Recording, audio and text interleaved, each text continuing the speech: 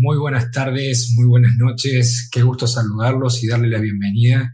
Acá estamos todos muy contentos, muy emocionados por dar inicio a este seminario intensivo de psicopatía en el ámbito judicial. Consideramos que no hay nadie más calificado que hablar sobre esta temática, que hablar sobre psicopatía, que el doctor Hugo Marietán, autor de 8 libros vinculados a la temática, con 35 años de experiencia. Es todo un lujo poder interactuar con él, es todo un lujo poder aprender de su experiencia, de su experticia y poder hacer comentarios y escuchar sus devoluciones. Así que estamos emocionados, contentos y agradecidos por la aceptación de Hugo. Hugo, ¿estás escuchando? ¿Estás ahí en línea? Quería saber si podés activar el audio, el micrófono. Sí, estoy aquí.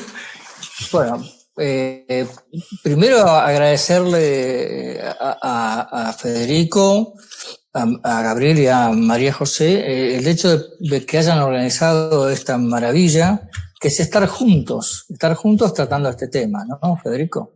Exactamente, y también, como decía recién Hugo, hay mucho trabajo de fondo, mucho trabajo de los coordinadores, de María José Riquelme y Luis Gabriel Tenedini, en la confección de este programa académico.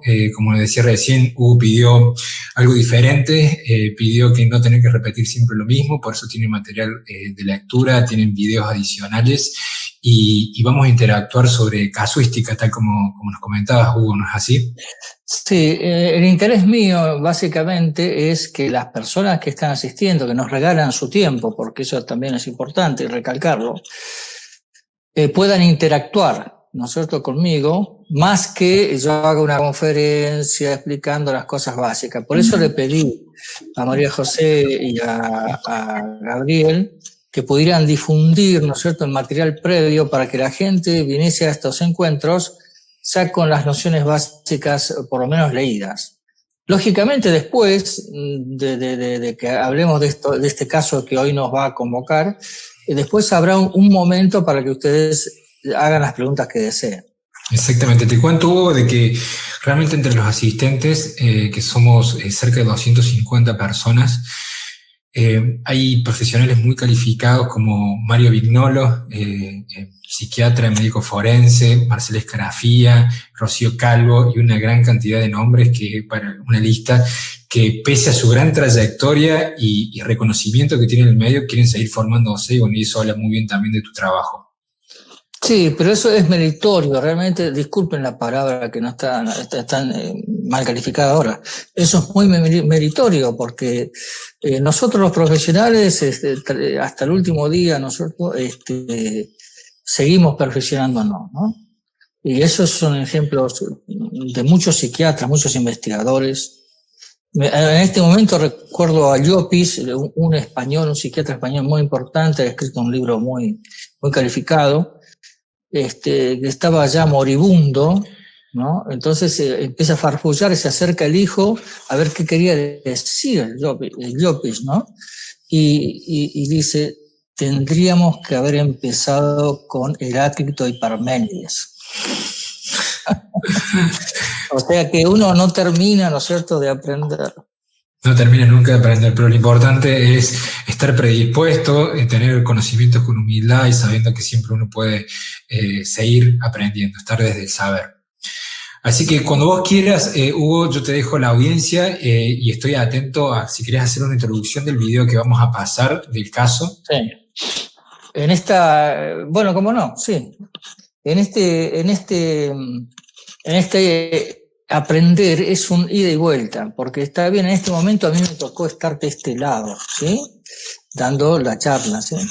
Pero yo mucho tiempo de mi vida estuve del otro lado, donde están ustedes ahora, y yo ahora comprendo, ¿no es cierto?, lo que decía uno de mis maestros en la Universidad de Buenos Aires sobre el curso superior de psiquiatra, que decía, yo soy acá profesor de psicofarmacología, decía el doctor Dos Santos, y hace como 8 o 9 años que estoy dando las clases, pero en realidad ocurre algo, yo soy el que aprendo de ustedes, dice, con las preguntas que ustedes hacen, con las intervenciones que hacen y con la preparación del material que hago yo. O sea que esta experiencia de la docencia es un ida y vuelta de aprendizaje.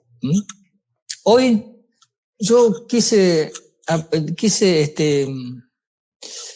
empezar nosotros con la exposición de un material que es muy conocido en estos momentos, tristemente conocido, como decían antes los periodistas, cuando eran más periodistas, de un caso de la muerte del policía, ¿no es cierto?, por una persona acuchillada.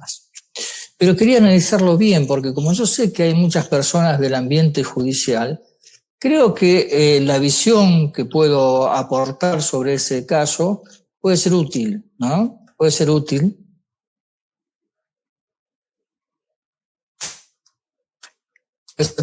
Inclusive de lo que yo pueda exponer, ¿no?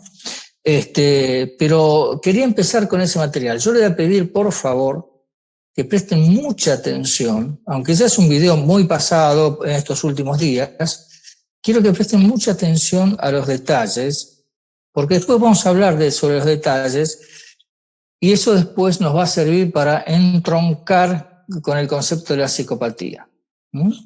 Así que, Federico, cuando quieras.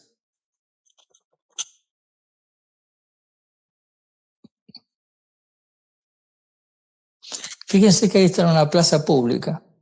Hay dos personas ahí tomando algo, ¿no?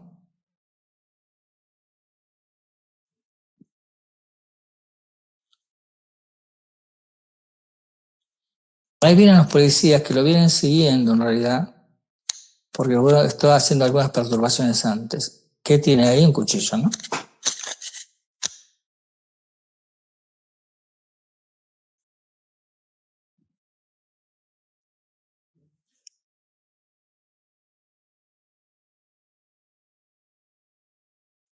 Ahí le pega la primera puñalada, ahí va la segunda, y ahí el policía se decide a tirarle un tiro, ¿no? O dos. Y fíjense, hay un personaje ahí del público, entre comillas, de gente que está transitando que se acerca a decir algo, ¿no? Todas estas cosas lo vamos a ver con detalle.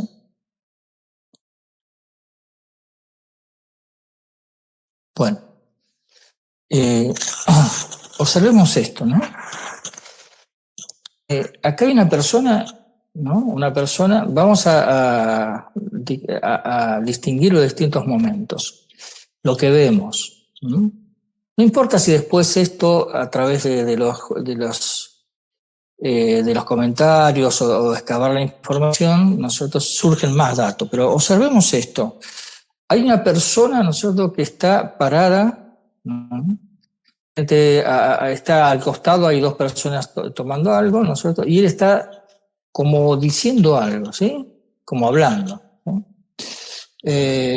Vos, María, tenés creo que la foto esa, ¿no? Entonces, como hablando está hablando, ¿no es cierto?, y hace gestos con la mano y esas cosas, ¿eh? Las personas que están a los costados, ¿no es cierto?, aparentemente lo ignoran. Si puedes pasar la fotografía, Majo, aparentemente lo ignoran, pero, ¿no es cierto?, en un momento, ahí está, muy bien. Vean que él está como declamando. Hoy no nos sorprende que una persona hable sola, siempre y cuando, ¿no es cierto?, después nos demos cuenta que tiene un auricular como o está con el teléfono celular. Pero acá fíjense que él está como haciendo una arenga, ¿sí? Y estas dos personas miran así de soslayo, ¿no es cierto? Pasa la otra, por favor. Bien. Y este es un momento muy importante para el análisis del que estamos haciendo sobre la conducta de este hombre. Ahí entra a buscar algo, ¿no? Entra a buscar algo en la mochila, ¿sí? Y ahí esto provoca la alarma. Fíjense que todavía no se sabe qué está buscando. Y sin embargo provoca la alarma de esas dos personas que estaban ahí. Hay una cosa de color acá que cuando finalmente saca, ¿no es cierto?, lo que es un cuchillo, ¿sí? Las personas que estaban sentadas se van. Pero uno, antes de irse, toma la campera, ¿no es cierto? A veces uno tiene movimientos automáticos frente a un peligro, ¿no? Porque ahí se dan cuenta que están en peligro. Mientras él estaba declamando, más o menos con esos gestos, nadie sabía qué pasaba, solamente que, bueno, una persona que tiene un problema seguramente habrán sacado esa conclusión, pero cuando empieza a buscar algo de la mochila, ahí se produce la alarma y ya cuando saca el cuchillo salen corriendo, ¿no es cierto? Que es una actitud de sobrevivencia natural. La otra, por favor, Majo. Bueno, vamos a ver acá. Acá hay algo distinto. Viene la policía, ¿sí? Y la actitud también de esta persona es totalmente distinta, ¿no? Esta policía, ¿no es cierto?, se enfrenta a un hombre armado, ¿no es cierto?, con un cuchillo. Yo les recuerdo, uno dice, bueno, pero son policías, están acostumbrados, ¿no es cierto?, a las armas, a los cuchillos y todas esas cosas. Pero yo les aseguro, ¿no?, que los entrenadores de policía y todas esas cosas, o cuando los civiles van y tratan de hacer un curso sobre armas, sobre lo que sea, la primera indicación que da un profesor, ¿no?, de entrenamiento, dicen, si ustedes ven una persona con un cuchillo en la mano, la mejor defensa es salir corriendo, es decir, poner rápidamente distancia completa sobre este asunto, ¿no? Lo que impide a estas personas, digamos, seguir esa regla es el hecho que ellos son los que están cuidando, ¿no? Ellos son los que están cuidando a las otras personas y no se pueden dar ese lujo de supervivencia. Por favor, la otra. Así que, bien.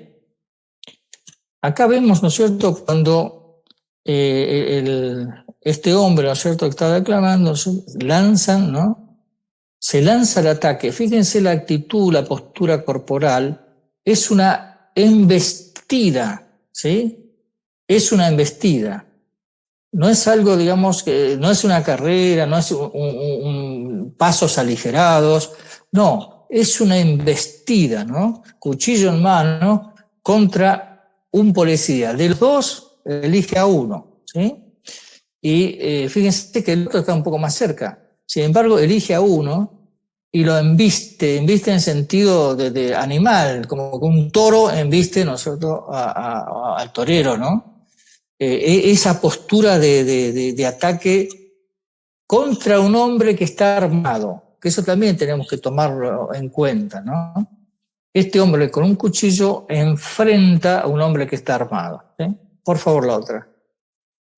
Ajo. Bueno, ahí está. Entonces, se produce la herida, como vimos en el video, da una cuchillada, lamentablemente, se da en el corazón, ¿no es cierto?, y los dos caen, porque el muchacho tal vez sea el autor de los otros tiros, ¿no? Uno da en la pierna y otra parte en la parte abdominal, ¿sí? Y los dos caen, ¿sí?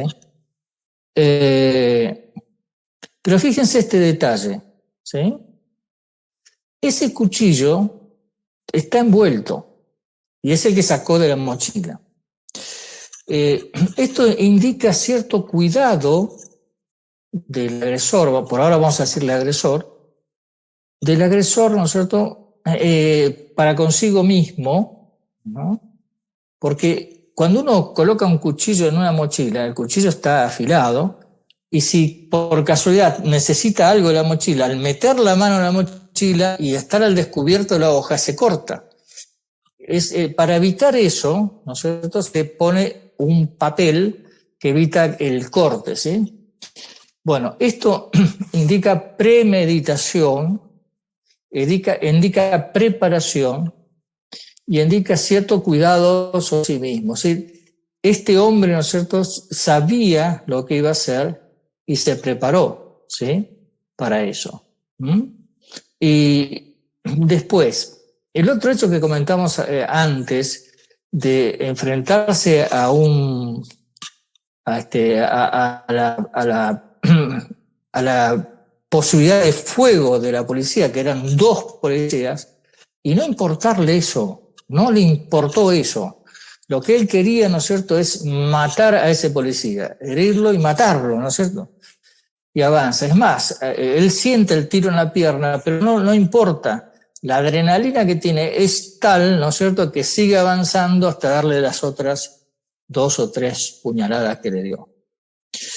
O otro elemento más que dicen, bueno, tal vez este hombre ya tiene un chaleco. Bueno, no sabemos eso. Yo por lo menos no sé si tenía un chaleco. Igual se sabe, ¿no es cierto?, que el chaleco puede parar una bala, pero a veces no para una puñalada. Pero de todos modos no sabemos si tenía el chaleco o no. Igual lo hubiera matado.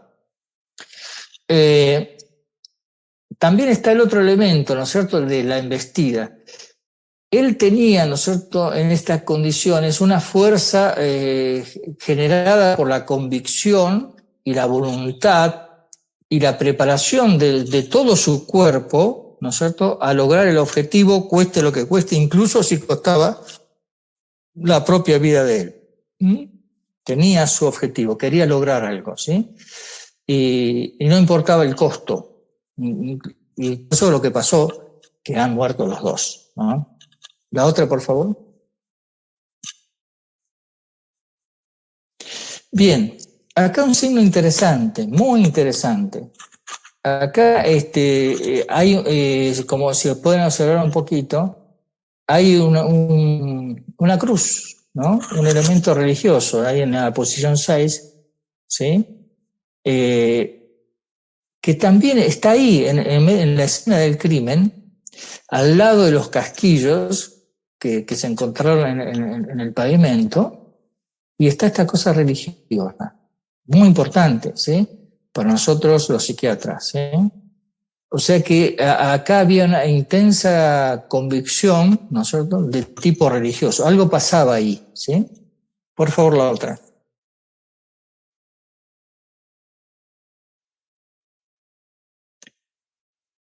Bueno, pues acá hay gente que... ¿La otra? Esa es la última, Hugo, la de la secuencia del grito. Del grito de la señora. Así es. Así es. Bueno, esta también es una nota de color, ¿no? Cae el policía, ¿no es cierto?, se está agarrando, el otro ya está en el suelo, el agresor, vamos a decirle por ahora, está en el suelo, ¿no? Y aparece una persona que estaba ahí en ese lugar, vociferando a los gritos, ¿no es cierto?, injuriando a la policía por lo que había hecho con el agresor, ¿no? Bueno, eso es un toque nada más, una nota de color esto. Bueno, muy bien, muy bien. Ahora vamos a analizar lo siguiente.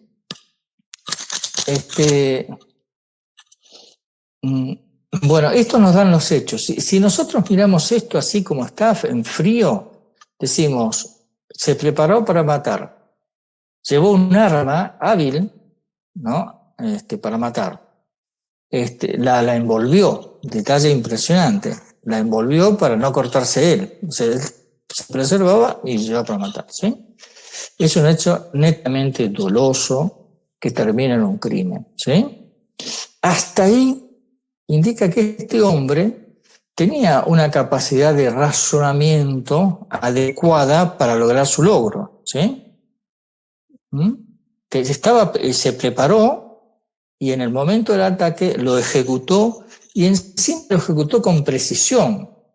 No fueron puñaladas dadas sin ton ni son, ¿sí? Fueron puñaladas directamente, ¿no es cierto?, al objetivo del cuerpo de la gente, de policía, ¿sí?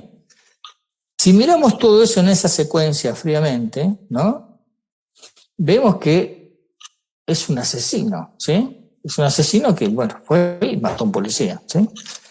Pero si después, comparando un poquito el asunto y viendo cómo lo que dijo la madre después y todos los datos que adquirimos, ¿sí?, nos damos cuenta que acá hay un factor más a tener en cuenta, pero recién lo sacamos después, ¿sí?, de esta escena, cuando empezamos a tener informaciones. La información que surge es que era un enfermo mental, ¿sí? Surge también que era un problema psiquiátrico, y por ahí se desliza el tema también de la esquizofrenia, ¿sí?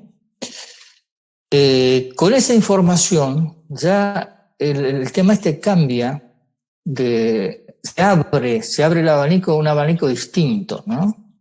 Un esquizofrénico atacando a un policía. Y decimos, bueno, pero todo ese acto tan pensado, organizado, entre comillas, y después, ¿no es cierto?, ejecutado, no parece que fuera un tipo fuera de sus cabales, sino que fue a matar, punto. Sin embargo, ¿no es cierto?, ¿dónde radica la inimputabilidad de este hombre, ¿no? En el delirio, ¿sí? Este hombre es una persona que tiene un delirio, que tiene en su cabeza, ¿no es cierto?, una alteración morbosa de sus facultades mentales, como dice el artículo de inimputabilidad, ¿sí? Él es un soldado de su delirio.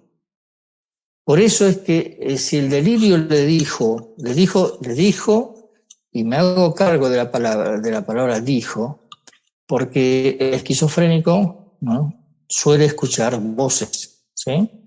Y que el delirio se expresa, es un tipo de pensamiento que se expresa con voces, y que él, ¿no es cierto?, toma esas voces como una orden, ¿sí?, inapelable.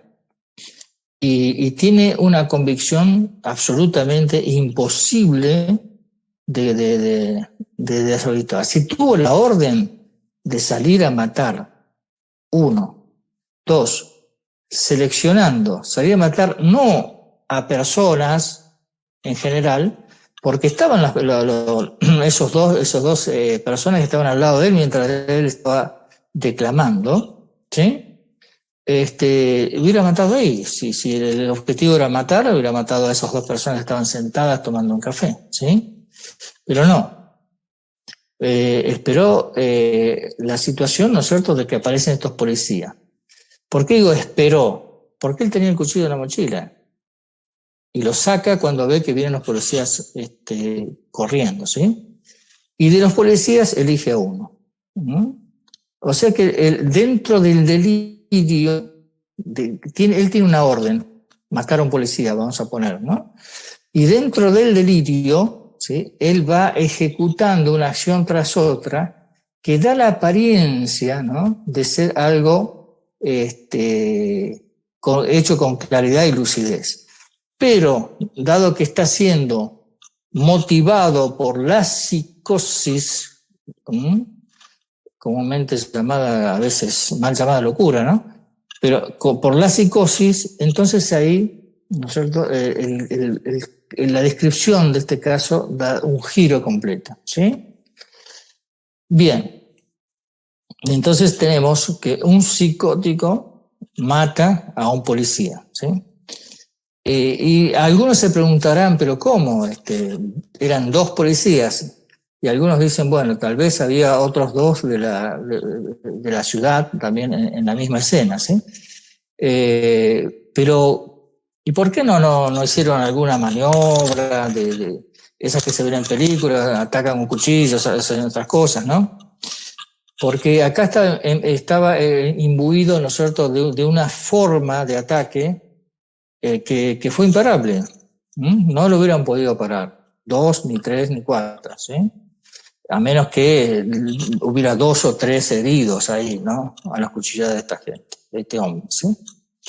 Entonces nos damos cuenta que el agresor en realidad es un enfermo mental guiado por su delirio, ¿sí?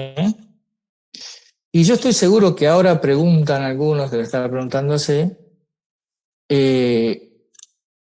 por ejemplo, acá Vanessa dice, ¿y si no quería matar? Vamos, lleva un cuchillo, lo saca, lo corre al policía. El policía recula, corre hacia atrás, y después, ¿no es cierto?, le clava el cuchillo, una cuchillada, después otras 2 más, ¿no? Sí, quería matar. En su delirio, ¿no es cierto?, tenía la orden de matar, ¿sí? Digo la orden y no me equivoco. Ellos sienten la orden. Yo trabajé muchos años en el Hospital Borba y también unos años en el Hospital Moyano, ¿sí? Y conozco de qué estoy hablando, ¿no? Sí. Ellos me han contado muchísimas veces que las voces le ordenan y además que son tremendamente insistidoras las voces y a veces lo descalifican muy, muy rudamente y generan, ¿no es cierto?, en él una tensión muy particular y de pronto ese impulso dice, tengo que hacer lo que me dicen, y bueno, ya está. Una vez que la cabeza, entre comillas, perturbada de la psicosis, el delirio, ¿no? Esa incapacidad de poder controlar ese impulso y esa convicción de qué es lo que tiene que hacer como una especie de misión. Tengo la misión, tal vez como esta cosa que hemos observado del elemento religioso, está relacionado con un delirio místico, ¿sí? Como el mandato, ¿no es cierto?, de una voz muy superior que le ordena matar a un policía, por ejemplo, ¿sí? Bueno, entonces, ahí es que llegamos a hacer cosas. Y también esto puede dar lugar a otra pregunta. ¿Qué diferencia hay entre esto que hemos visto acá, ¿no es cierto?, como matar, ¿no es cierto?, de una manera, digamos, muy cruda? ¿Qué diferencia hay con lo que haría un psicópata? ¿Sí? ¿Cómo hacemos para diferenciar, ¿no es cierto?, estos dos elementos, que es el motivo de este curso, ¿no? El psicópata puede hacer cosas más crueles que esta, pero muchísimo más crueles que esta. De hecho, lo vamos a ver en la segunda jornada, que es mañana, que vamos a analizar otro tipo de crimen muy parecido a este, pero las características son totalmente distintas, ¿sí? ¿No? Entonces, ¿por qué esto no puede ser calificado de un acto psicopático? Un tipo que agarró sobrevalorado, dijo, bueno, hoy tengo ganas de matar a alguien y salgo a matar, ¿sí?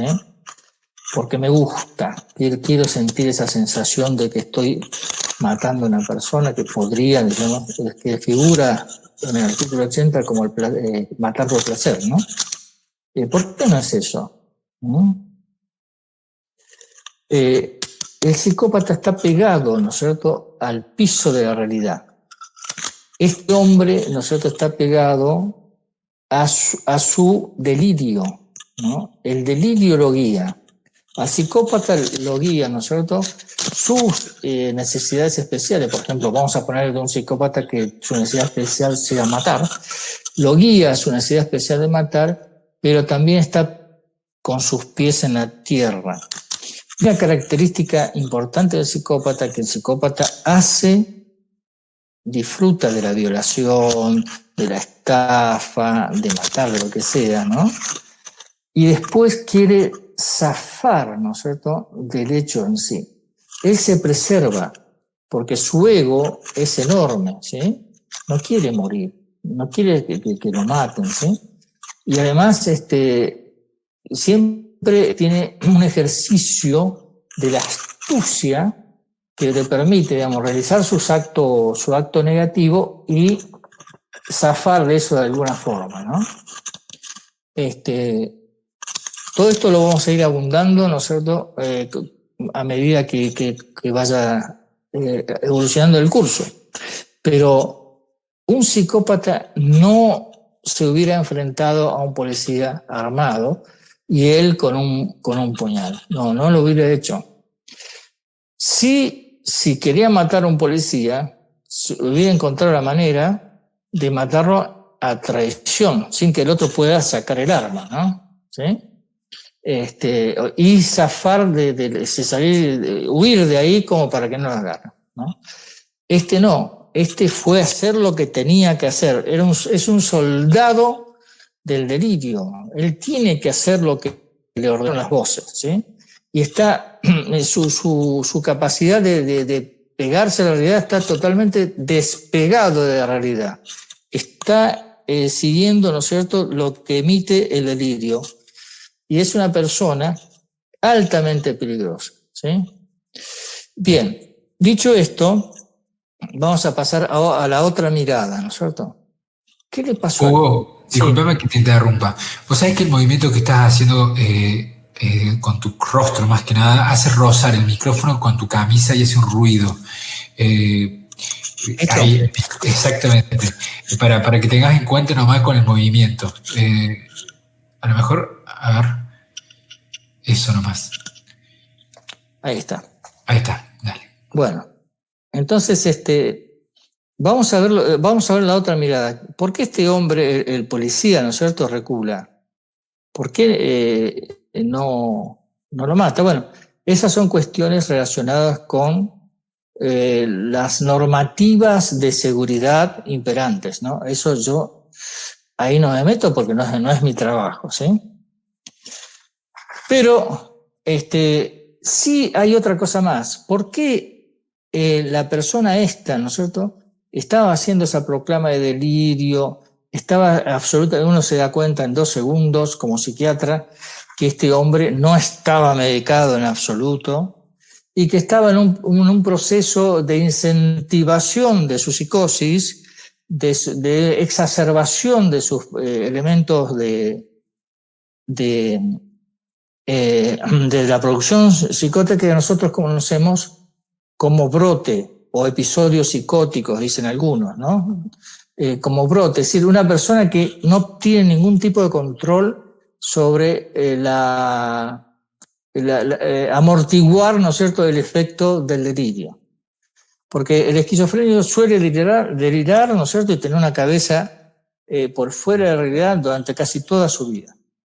La diferencia es que ahora, ¿no es cierto?, con los medicamentos modernos y todas esas cosas, bien medicado, asistido, ¿no es cierto?, entonces puede lograr más o menos un equilibrio imperfecto, pero por lo menos puede deambular en medio de la gente sin ser peligroso para sí o para terceros. Pero ¿qué condición se tiene que ver? Tiene que estar medicado, controlado por un psiquiatra, ¿no? Y en caso de que le ocurra esto de un brote psicótico, tiene que estar internado, ¿sí? ¿Por qué esta persona en este brote que tiene no está internado? No es por la pandemia, es por la ley 2657 de aplicación en todo el país que se hizo en el 2010 y se reglamentó en el 2013, donde dicen que una persona puede ser privada de su libertad cuando tiene riesgo inminente para sí o riesgo inminente para terceros. Es decir, que a estas personas, de acuerdo a la nueva ley de salud mental, habría que internarlo en el momento que él saca el cuchillo de la mochila y lo muestra, y entonces ahí sí hay riesgo inminente. Como ven, ¿no es cierto?, la internación de esta persona, de acuerdo a la nueva ley, se tendría que producir en esta situación de absurdo. Porque mientras está hablando, declamando, no prueba a nadie, solamente uno puede decir, bueno, no entiendo qué hizo, pero qué sé yo. Ahora, cuando sacó el cuchillo es otra cosa. Ahora, no hay posibilidad de hacer nada ya. Ya sacó el cuchillo, ya embistió y ya mató, ¿sí? Entonces, tenemos que, en este país tenemos que corregir muchas cosas. Una de ellas es esta, ¿no? Que en realidad este hecho de que no se pueda internar a las personas, y para internarla, ¿no es cierto?, primero hay que hacer como una especie de concurso de todos los integrantes de salud mental. Bueno, no se puede internar prácticamente a las personas, ¿sí? Y esa no internación, en lugar del señor de estar en un nosocomio hasta que se le pase el brote, ¿sí?, y después salir medicado, se debe a este problema, ¿no es cierto?, de salud pública que tenemos, ¿sí? Y esto es lo que causó en realidad las 2 muertes, porque él también es una víctima. Él es una víctima de no ser atendido como corresponde. Él no tuvo el derecho humano de ser atendido como corresponde. Y estaba ahí, ¿no es cierto?, declamando a la buena de Dios, a ver qué pasaba con su delirio, hacia dónde iba. Y el otro, son dos víctimas. Él primero como víctima que genera esto de no estar internado y avanza y ataca. Y después el policía, ¿sí?, que es la segunda víctima, que cae en manos, ¿no es cierto?, de un soldado de un delito. Bueno, más o menos ahora quiero que ustedes, una vez expuesto esto, me hubiera gustado que fuera un poco más corto lo que yo exponía, me hagan las preguntas que sean necesarias como para seguir afianzando. Yo te voy preguntando, Hugo, en base a lo que están diciendo los chicos. María Florencia Abdala pregunta, ¿qué pasa con los frenos inhibitorios en los psicóticos si se encuentran anulados completamente? En el brote, sí. Psicótico. En el brote psicótico que llamamos nosotros, algunos dicen episodio psicótico, esos frenos están muy disminuidos o prácticamente anulados. Si no, no hay manera, ¿no es cierto?, de que hiciera una acción así, ¿no? Hay dos elementos que se vulneraron seriamente. Primero, el instinto de conservación. Ataca a un hombre armado, que es un policía. Y segundo, el mero hecho, ¿no es cierto?, de considerar al otro como una persona que no debe ser agredida, si lo mató al otro, ¿sí? Así que ahí, en ese sentido, está contestada la pregunta. ¿Qué pasa, Hugo, cuando de repente hay una persona que está medicada? ¿El trabajo de ustedes puede llegar a variar en las conclusiones? O sea, ¿les interesa a ustedes saber si un psicótico está medicado o no? Se ve que no estaba medicado, o si estaba medicado, no estaba medicado adecuadamente. Y segundo, que no tiene un seguimiento de un psiquiatra, porque el psiquiatra en 2 segundos se da cuenta que es un brote, obviamente, y el brote no puede ser atendido en la casa, ¿no? Tiene que ser atendido en un nosocomio hasta que se pase el brote. A lo mejor son 15 o 20 días o un mes o 2, ¿no? Depende del efecto de medicación. Hay que recordar que ahora la medicación es muy específica, y ha acortado todos los episodios, ¿no? Antes un episodio duraba 3-4 meses y después venía la recuperación, o sea, era muy, muy largo. Ahora no. Ahora se puede atender adecuadamente a la persona. Pero para eso tiene que haber gente que lo atienda.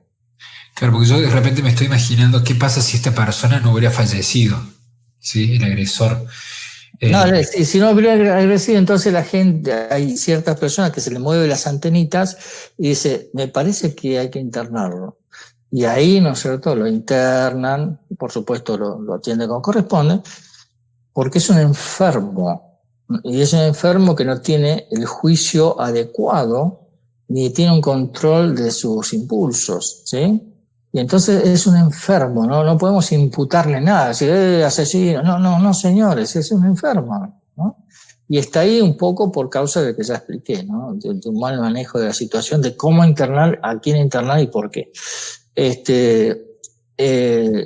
Si pasa como ha pasado con muchos esquizofrénicos que han cometido delitos y han matado, hay uno que tirotea por ejemplo, un colectivo, otro, bueno, hay un montón de casos, y bueno, que no han sido heridos o han sido heridos y curados y se lo han llevado a internar, ¿no? Eso ya queda en manos del juez. Esa cosa.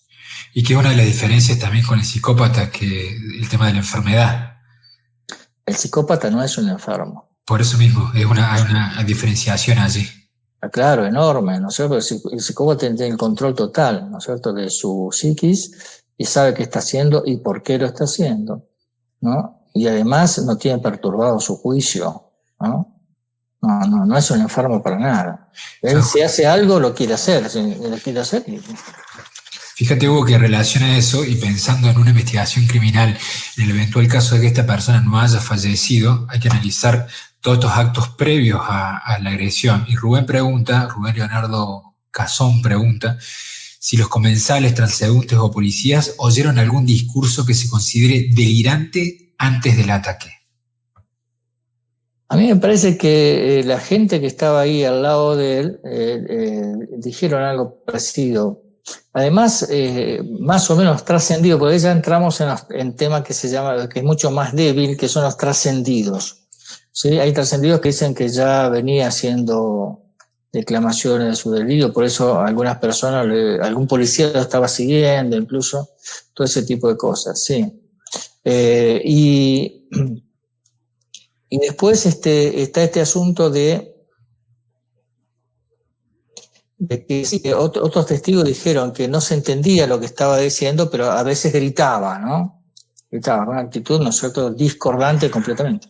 Exactamente, no sabes la cantidad de preguntas que hay, Hugo, pero bueno, voy a tratar de ir haciendo más o menos de acuerdo a lo que voy leyendo. Tatiana pregunta, entonces, ¿el psicótico no podría ser psicópata? No. La psicosis es una enfermedad mental y las acciones del psicótico se debe a su enfermedad mental. O sea, el paso 1 es la enfermedad mental. El paso 2 es la acción generada en función de ese estado morboso de sus facultades, y por ahí la acción, ¿no es cierto?, es tipificada como inimputable. El psicópata no tiene ninguna enfermedad. Lo que hace, lo hace para cubrir sus necesidades especiales. Si hay una necesidad especial, por ejemplo, de violar, el tipo arma todo, se estructura, estudia a su víctima, ¿no es cierto?, y la viola, y luego zafa, o lamentablemente, ¿no es cierto?, a veces procede a eliminarla para evitar que sea el acusado, ¿no?, por ejemplo. Son posturas mentales totalmente distintas. Que es muy interesante, ¿no es cierto?, que la gente que está escuchando en este momento, que yo sé que algunas personas son de tribunales, que pueden hacer esa diferenciación, ¿sí? Y que, si bien en algunos tramos, como dije al principio, si uno analiza fríamente, al principio de todo, cuando describí eso, uno dice, no, es un dolo, tenía un cuchillo, llevó un cuchillo, ¿no es cierto?, sacó el cuchillo y mató. Me parece toda una secuencia dolosa, normal, ¿no?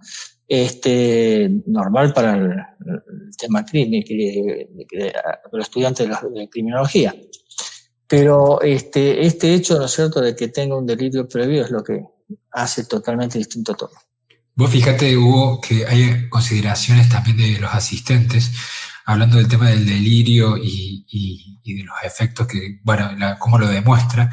Pregunta Camila y Josefina si puede un psicópata sufrir de esquizofrenia o un psicótico puede ser perverso al mismo tiempo. Vamos a repetir este concepto que es importante. Si lo preguntan es porque subyace, digamos, una falta de formación básica. Si el psicópata no es un enfermo. Ahora, si uno dice que es un psicótico que tiene conductas psicopáticas, ¿no? No, puede tener todas las conductas que quiera, ¿no es cierto? Pero al ser enfermo, la enfermedad es prioritaria para descalificar al psicópata. El psicópata no es un enfermo. Está perfecto. Si bien se supone que la psicopatía tendría origen genético, ¿cómo influyen en el establecimiento de la estructura los factores familiares?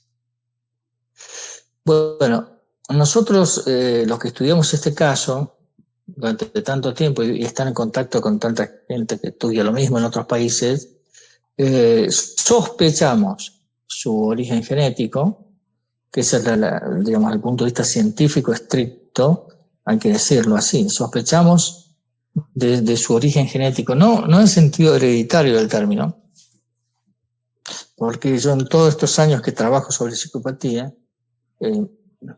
prácticamente, digamos, el hecho de que de un psicópata salga un hijo psicópata, o de un abuelo psicópata salga un nieto psicópata, etcétera, es extremadamente raro. Yo nunca lo vi. Algunos autores por ahí dicen que puede haber, pero no es la ley. Sin embargo, creo que los genetistas, ¿no es cierto?, son los que nos van a dar esa porción de saber que nos falta. Tal vez sea por mutaciones, o no sabemos, pero la sospecha del origen genético es muy fuerte, sobre todo porque está totalmente descalificada la otra opción, que es la de que es de origen ambiental, de con un medio inhóspito, de con los recursos culturales, una familia disfuncional y todo ese tipo de cosas, no tienen el mérito necesario como formar un psicópata, ¿sí? Eso lo dicen todos los autores. No hay forma de hacer que una mente normal se convierta, ¿no es cierto?, por las acciones disfavorables del medio en un psicópata. Esto también está visto también en organismos militares. Uno de los objetivos, ¿no es cierto?, de ciertos gobiernos muy autoritarios que tienen ejércitos de ataque, estarían felices de tener psicópatas que sean con necesidades especiales de matar, porque serían realmente muy buenos como soldados de comando y esas cosas.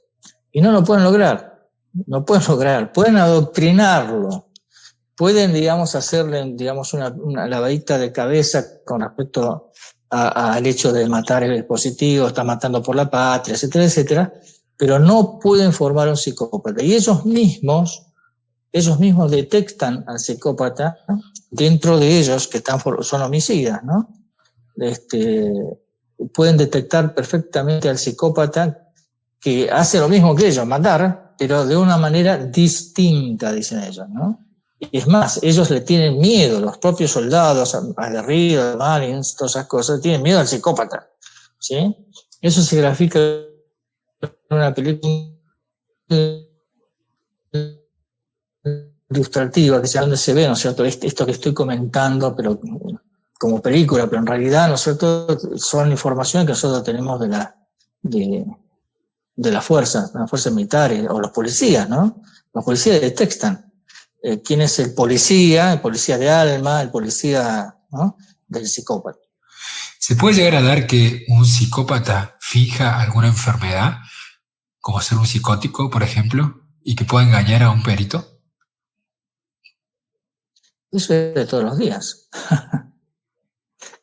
No solamente es de todos los días, sino que hay alguien que se llama abogado defensor, ¿no?, que cuando no encuentra elementos para defender, ¿no?, por ahí se le ocurre decirle que finja, ¿no es cierto?, una psicosis, ¿no?, una locura, ¿no?, y inclusive le da instrucciones de cómo hacer para hacer el papel del psicótico. Pero, lamentablemente, ya que están acá varios abogados, yo les digo que nosotros, los psiquiatras, desde 1930 y pico, tenemos un libro de José Ingenieros que se llama La simulación de la locura. Entonces estamos entrenados para diferenciar al psicótico legítimo de este actor, digamos así, que hace de psicótico, ¿no? Hay muchos elementos, muchos detalles, muchas formas que impiden, ¿no?, que un psiquiatra forense sea engañado de esa manera, ¿no? No. A menos que haya concurso de otras cosas, de otras situaciones que faciliten ese engaño, pero esas ya están fuera de mi trabajo. Por ejemplo, ¿qué técnicas pueden hacer los psiquiatras o psicólogos para poder identificar que están mintiendo? No sé, comportamiento no verbal, con los dibujos.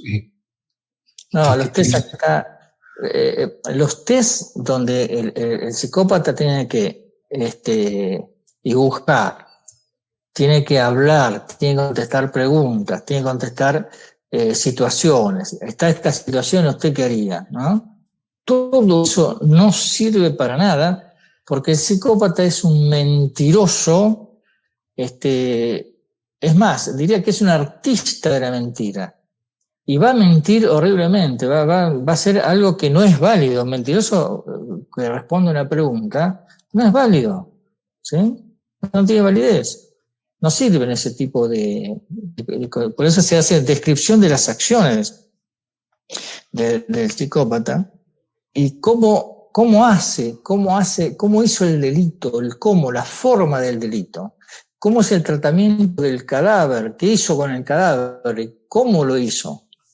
A veces yo hablando con abogados penalistas, que a veces nos encontramos en los medios y discutimos un caso, digo, no, decime cómo fue lo que hizo con el cadáver, le pregunto. Eso no nos importa, me dice. Una vez que está muerto, ya después la persona puede hacer lo que quiera con el cadáver, pero ya está muerto. Lo importante es que lo mató, punto. Y yo le digo, no es así, porque ahí podemos distinguir claramente la acción, ¿no es cierto?, de cosificación extrema que hace del cuerpo, cuando la persona común, ¿no es cierto?, que tiene un arrebato y mató a alguien, tiene cierto pudor, vamos a decir, al menos cierto pudor en el tratamiento del cuerpo del muerto, ¿sí? Por todos los diques morales que tenemos y nuestra formación humana, ¿no? Tenemos cierta inhibición frente a estar frente a un muerto y encima, ¿no es cierto?, a estar con el cuerpo muerto y ahí manipular. Entonces, esa diferenciación para nosotros es muy útil. Sin embargo, los abogados penalistas me dicen siempre lo mismo. No. ¿Qué hace después? Después de muerto, eso no nos importa.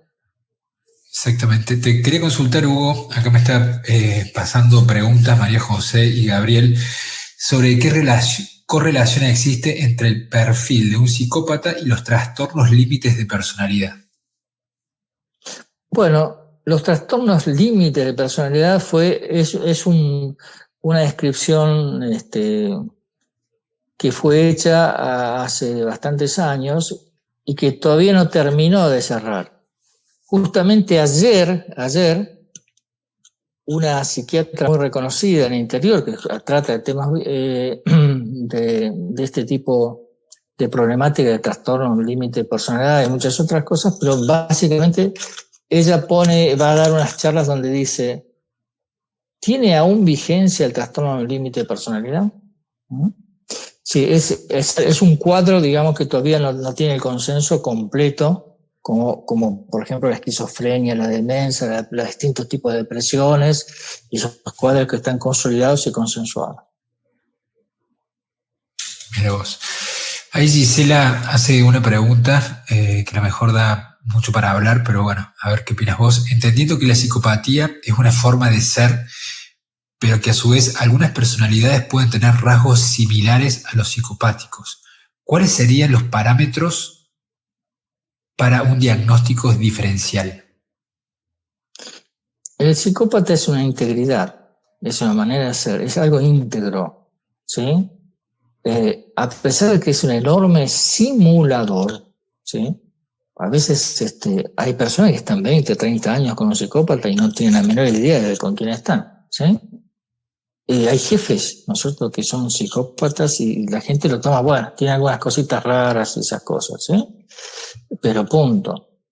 Y establece la psicopatía por otro lado, ¿sí? Establece este ejercicio de satisfacer sus necesidades especiales por otro lado, ¿sí? Ahora, eso de tener rasgos psicopáticos solamente pertenece al psicópata, porque el rasgo psicopático no es algo cuantitativo, que uno puede tener un poquito de rasgo psicopático y el psicópata tiene un montón de ese rasgo psicopático, ¿no? No. El rasgo psicopático es cualitativo, es una calidad, no es una cantidad, ¿sí? También puede ser que muchos se confundan porque hay personas que son malas personas, ¿sí? Hay personas que son agresivas, ¿sí? Hay personas que son caprichosas, ¿sí? Hay personas que son desubicadas, ¿no? Si vimos recién, ¿no es cierto?, el video, vemos que cuando está agonizando un policía y el enfermito está tirado en la calle, también herido, y después va a morir, aparece una persona a los gritos, ¿no?, diciendo improperios contra los policías, etcétera, etcétera, mostrando una desubicación humana. No estoy hablando de una desubicación ideológica, no, es una educación humana, ¿sí? Y sin embargo, eso lo hizo, ¿sí? Pero eso no es una psicopatía, ¿sí? Es otra cosa, ¿no? Tal vez sea una cuestión de querer mostrarse y querer robar la atención de esa escena, que son propios de algunas neurosis, por ejemplo, ¿no? Bastante serias, pero así. Pero quiero que entiendan que el psicópata, y ya lo vamos a ver a lo largo de estas 3 jornadas que faltan, los rasgos son distintos, cualitativamente distintos. A veces me consultan acá en el consultorio, dice, las madres, dice, mi hijo, dice, tiene rasgos igual que el padre. Bueno, pero el hijo, ¿no es cierto?, puede imitar algunos rasgos del padre, ¿sí? Pero no puede darle esa autenticidad que tiene el psicópata para la gente que estudiamos psicopatía, por supuesto. Hablando de psicópata, hay una consideración que hace uno de los asistentes sobre las diferencias entre narcisistas y psicópatas. ¿Qué pasa con su conducta? Bueno, el que tenemos narcisista es un bobo, ególatra, que depende de la mirada del otro. Está en pose, siempre está tratando de buscar la atención del otro. Y al psicópata no le interesa para nada el otro. Es más, lo considera como un ser inferior, ¿sí? Y por eso lo cosifica, que mañana vamos a hablar bastante de ese asunto. Que lo cosifica y lo tiene como un ser que puede... Si, el psicópata cuando ve a una persona dice, esta cosa, ¿me puede ser útil o no? Hace esa, si me puede ser útil, invierto en ella atención, hago, digamos, actúo de determinada manera para conquistarla, etc. El narcisista no, el narcisista está en pose ahí. Trabaja para su imagen, trabaja para ser admirado y se desconsuela y se angustia cuando pasa desapercibido y cuando es ignorado, ¿no es cierto? El hecho de que se angustie ya es una diferencia enorme. Todos los que están acá, que han estado en tribunales o en penales y todas esas cosas, se dan cuenta que el psicópata no tiene angustia. Entonces lo sacamos ya radicalmente de los neuróticos. Los neuróticos son seres de angustia, ¿sí? El narcisista es un ser de angustia y compensa esa angustia trabajando sobre su imagen, sobre su conducta y sobre lograr ser admirado.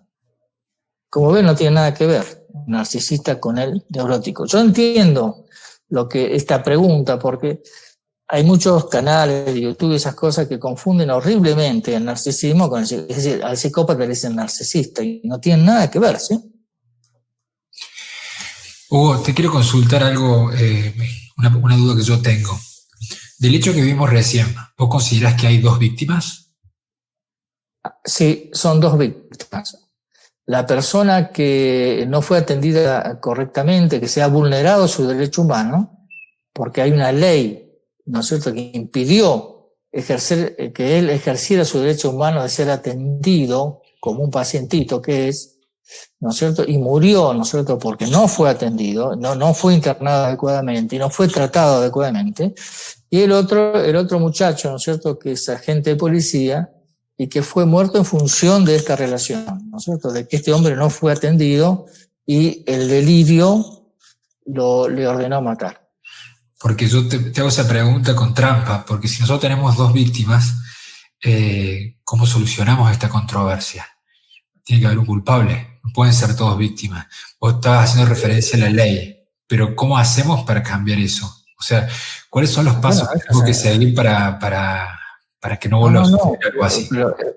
Pero si la causa es la ley, lo que causó esto fue esta ley del 2010, reglamentada en 2013, ¿no? La 26.657. Hay que cambiar eso, porque si no vamos a tener, o tal vez vaya a ser la cantidad de procesos negativos, ¿no es cierto?, o agresiones graves o semigraves que han tenido por no haber este ejercicio de la ley, de no ubicar, ¿no es cierto?, esta ley como corresponde. Y luego con conciencia de praxis. Antes de esta ley, ¿no?, nosotros, los psiquiatras, teníamos, por supuesto, todo es perfectible, nadie dice que sea maravilloso y genial, pero teníamos una escuela de psiquiatría argentina que era bastante reconocida mundialmente. Yo he visto personalmente como docente, y lo he visto en los hospitales, en el Moyano, en el Borba, contingente que venían de España a hacer un curso de 3 o 4 meses de psiquiatría acá, ¿no es cierto? Ese era el prestigio que teníamos, ¿no? Ahora no. Pero, ¿qué se puede hacer para poder modificar esa ley o tratar de... Bueno, vos sos abogado y te das cuenta, ¿no es cierto?, que me estás haciendo una pregunta que corresponde a la legislación. Primero a la anulación de esta ley, ¿no es cierto?, que ha provocado esto, y después la legislación. Eso se va a 200 kilómetros de mi capacidad para razonar sobre eso. Yo hago la puntuación de que acá hay un error y que hay que corregirlo.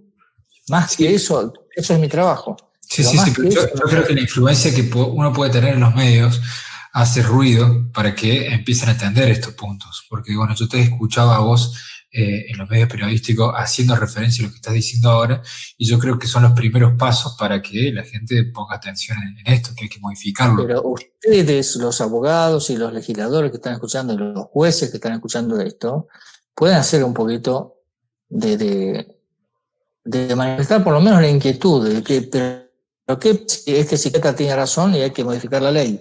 ¿Y qué elementos son los que están fallando acá? Bueno, se hace toda una investigación en ese aspecto, pero ya no me corresponden. Exactamente. Bueno, yo veo que hay realmente muchas preguntas. Hay algunas que ya han estado ya repetidas, pero esta pregunta que suele ser reiterativa también, pero me interesaría saber cuál es tu opinión, si el psicópata se nace o se hace. No sé si eso viene más adelante, pero había un interrogante sobre el tema.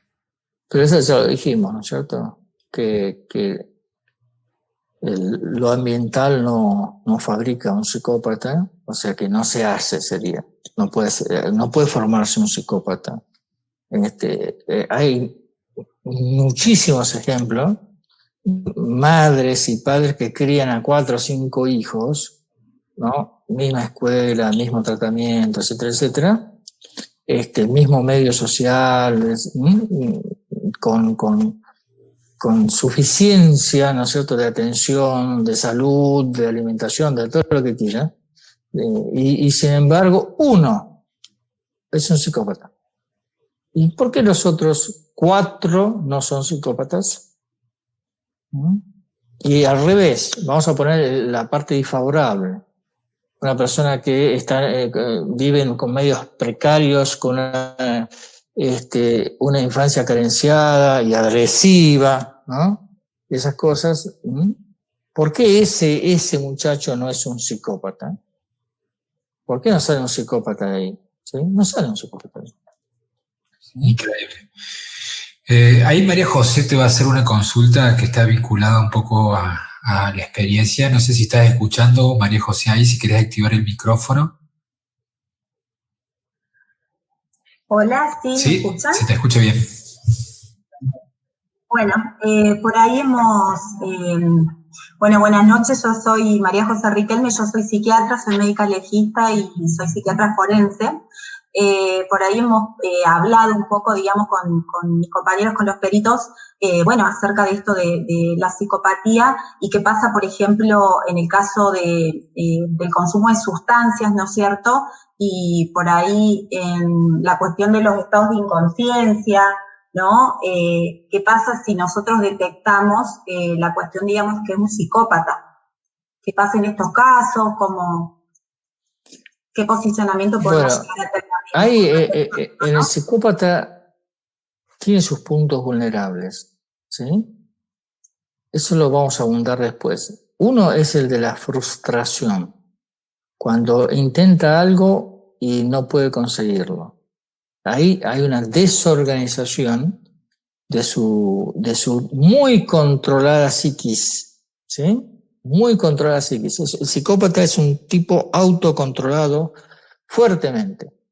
Solamente cuando se descontrola empieza a tener manifestaciones que no tienen, que están fuera de control y que ahí sí tiene un momento de debilidad, ese control tan acérrimo que tiene, y ahí puede ser vulnerable o realizar actos que lo denuncien, entre comillas, frente a los demás, que siempre está disfrazado este hombre o esta mujer, y ahí se manifiesta, ¿sí?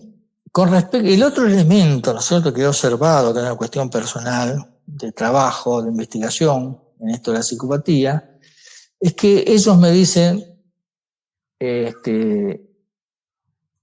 bueno, muchas veces, bueno, a ver, ¿qué pasó que hiciste esto? ¿Por qué vos sos un tipo tan peleador, dice, lo hago porque si no me aburro, ¿sí? ¿Y por qué algunos que toman sustancias, no? ¿Por qué tomas Porque si no tomas esa sustancia, me viene este vacío, ¿eh?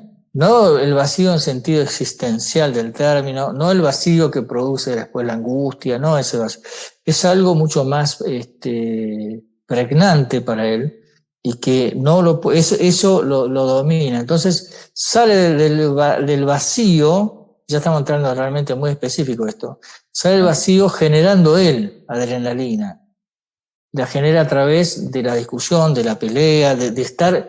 Son personas que se someten a riesgos, o corren a alta velocidad, hacen parapente, hacen buceo, son gente que se somete al riesgo porque el riesgo le genera adrenalina, y esa adrenalina, digamos, como que carga, la adrenalina para ellos lo tranquiliza, lo hace permanecer estable, ¿no es cierto?, un tiempo. ¿No? Bueno, muchas gracias, Doc. Bueno, Hugo, yo creo que ya estamos en hora. Yo no sé si alguien quiere hacer alguna consideración más, o si vos querés hacer una consideración más en la clase del día de hoy. Bueno, esto simplemente fue una especie de introducción y un diagnóstico diferencial entre psicosis y psicopatía, ¿no? Por supuesto que mañana vamos a ahondar más en este diagnóstico diferencial porque vamos a ver una acción criminal desde la psicopatía, ¿sí? Y entonces vamos a comparar también qué hubiera hecho un psicótico, ¿sí? En esos casos. Así que esto dura cuatro presentaciones, ¿sí? Y yo creo que debería durar 6 meses mínimo para tener una noción de la psicopatía, como para poder operar con este concepto. No obstante, ¿no es cierto?, estos son los primeros pasos, como dice Federico, y vamos a ir avanzando, ¿no es cierto?, de acuerdo a cómo. Pero por lo menos ahora son cuatro sesiones donde vamos a poder conversar todos los días, agregando un elemento más para acercarnos a la comprensión de la psicopatía. Buenísimo, Hugo.